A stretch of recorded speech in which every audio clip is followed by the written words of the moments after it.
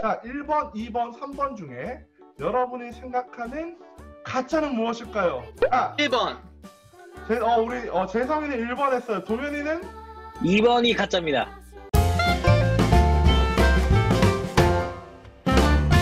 안녕하십니까? 교육의 즐거움을 더하는 락도사입니다. 아이들한테 어떠한 주제를 전달하는 가장 좋은 방법 중 하나는 무엇일까요? 그것은 바로 이야기입니다. 바로 스토리죠. 보통 설교를 하실 때도 여러 가지 예화를 들어서 아이들한테 그 주제를 전달을 많이 해주실 텐데요. 이야기라는 것은 그만큼 아이들한테 어떠한 내용을 전달해 줄 때 굉장히 좋은 매체 중 하나입니다.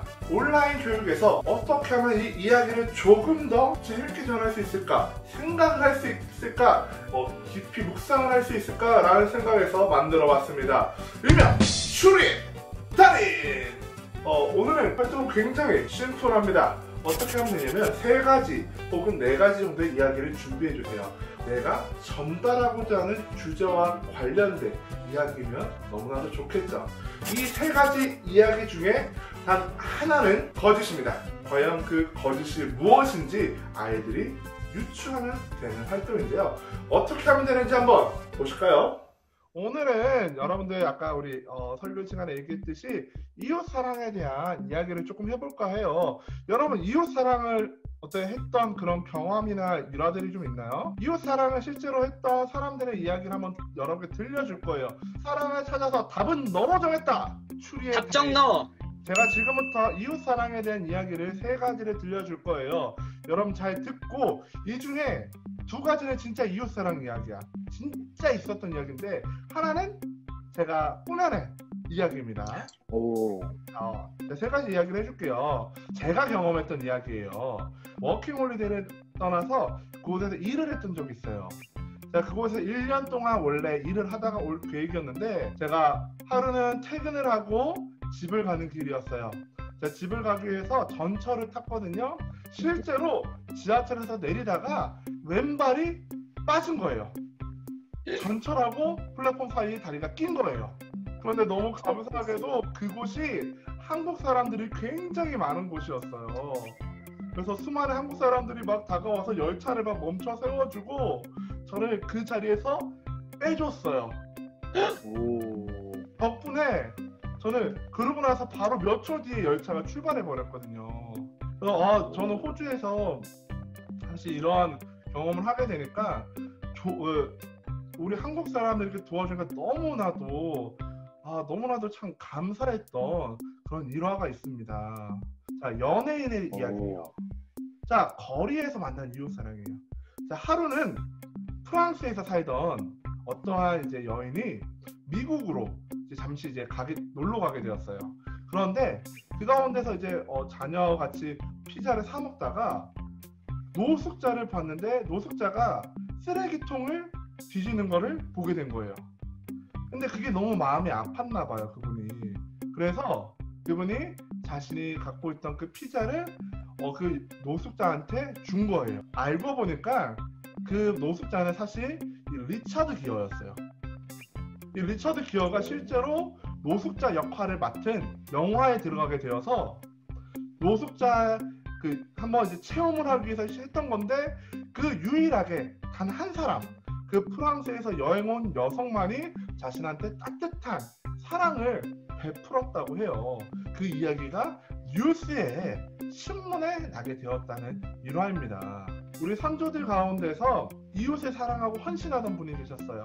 그래서 나병 환자라고 알죠. 막 몸에 고름이 나고 이런 환자들한테 직접 아무도 다가오지 그 사람한테 찾아가서 그들을 돌보고 그들과 함께했던 목사님이 한 분 계셨어요.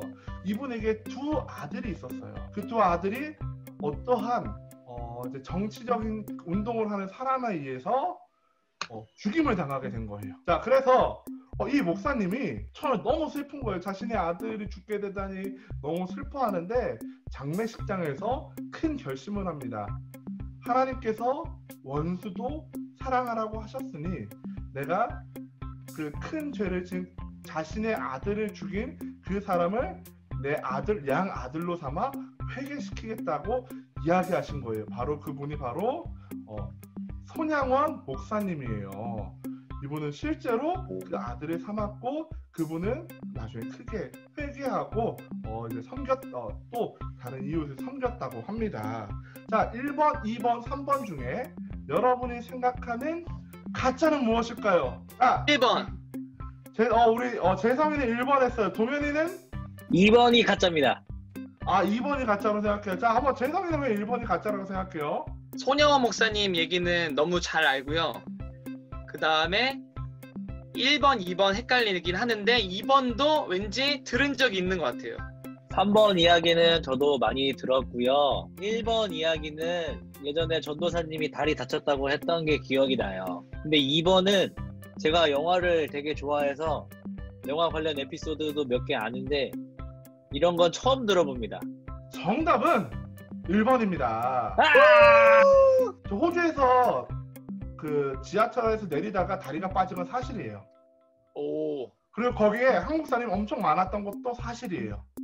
근데 안 도와줬나요? 한국 사람은 도와주지 않았어요. 그때 저를 유일하게 도와줬던 사람이 바로 외국 사람이었어요. 저는 그때 이웃사랑은 같은 민족이 하는 게 아니구나. 그냥 사랑하는 사람이 하는 거구나 라는 것을 알게 되었습니다. 우리 친구들도 이 이야기를 기억하면서 이웃사랑을 실천하는 친구들이 되길 바랍니다. 알겠죠? 네. 이야기를 아이들이 들을 때 이것은 진짜일까? 아니면 가짜일까? 그 추리를 한다는 것 자체만으로도 그 아이들은 그 이야기를 조금 더 깊이 묵상하고 기억하게 될 것 같습니다.